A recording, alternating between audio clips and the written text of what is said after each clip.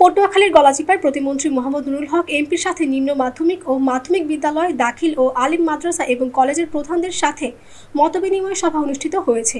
প্রতিমন্ত্রী মোহাম্মদ নুরুল হক বলেন, ডিসি সম্মেলনে আমার পক্ষ থেকে ডিসি, এসপি, ওসি, মন্ত্রী, এমপি তারাও একজন শিক্ষকের ছাত্র, সুতরাং শিক্ষকদের সম্মানের দিকে জেলা উপজেলা প্রশাসন খেয়াল রাখে। আমার ওয়াইফের অভিজ্ঞতা থেকে দেখেছি, একটা ছুটির কাগজ বা সিম্পল একটা বিষয়ে কোনো কারণে বেতন অথবা বেতন তোলার জন্য কেরানিকেও টাকা দিতে হয়। এখন থেকে কোনো অফিসে টাকা দিবেন না। যে অফিসার টাকা চাইবে তার জায়গা এখানে হবে না এবং চাকরি করতে পারবে না।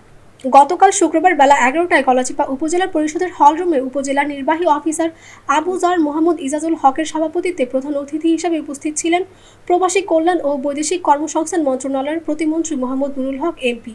বিশেষ অতিথি হিসেবে উপস্থিত ছিলেন উপজেলা সরকারি ডিগ্রি কলেজের অধ্যক্ষ মোহাম্মদ ফোরকান কবির, মাধ্যমিক শিক্ষা কর্মকর্তা মোহাম্মদ মুজিবুর রহমান, প্রকল্প বাস্তবায়ন কর্মকর্তা জাফর রানা, উপজেলা গণ অধিকার পরিষদের আহ্বায়ক মোহাম্মদ হাফিজুর রহমান, জেলা যুব অধিকার পরিষদের সহসভাপতি মহিবুল্লাহ এমি সহ সভায় আরও উপস্থিত ছিলেন উপজেলার সকল স্কুল, কলেজ, মাদ্রাসার প্রধানগণ।